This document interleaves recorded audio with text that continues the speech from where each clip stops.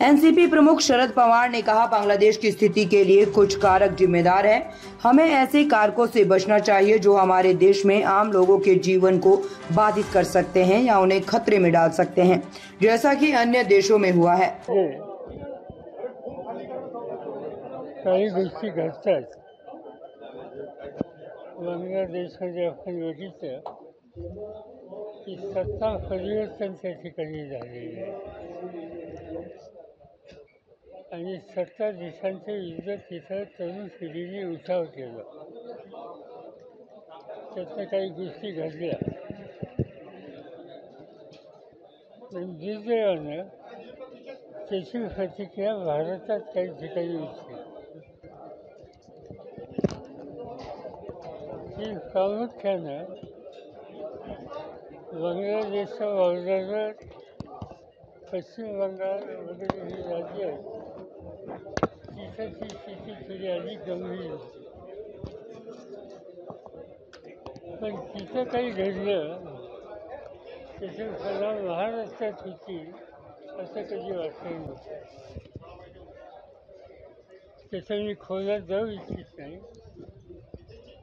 पण आजच्या परिस्थितीमध्ये समाजाच्या सगळ्या थरामध्ये एकवाक्यता आणि सामंजस्य याची अतिशय गरज आहे. आणि म्हणून जे काही घडलं काही ठिकाणी महाराष्ट्रात ते राज्याच्या समाजाच्या हिताचं नाही. आज शांततेची गरज आहे आणि ती शांतता प्रस्थापित करायची असेल तर समाजकारण राजकारण या सगळ्या क्षेत्रातल्या लोकांनी संयमाचा पुरस्कार करावा आणि शांतता कशी राहील याबद्दलची खबरदारी घ्यावी, एवढंच मी आज बोलू इच्छितो. शासनाचं धोरण, शासनाची कारवाई, गृह खात्याची जबाबदारी, त्यांची कारवाई याचं भाष्य करता येईल. पण आज मला शांतता आणि सौहार्द याचं महत्त्व जास्त वाटतं आणि म्हणून त्याच्या अन्य बाबी ज्या आहेत त्याचं मी भाष्य करू इच्छित नाही. म्हणजे बांगलादेशमधल्या प्रकारे इथं घालायचं काही कारण नव्हतं.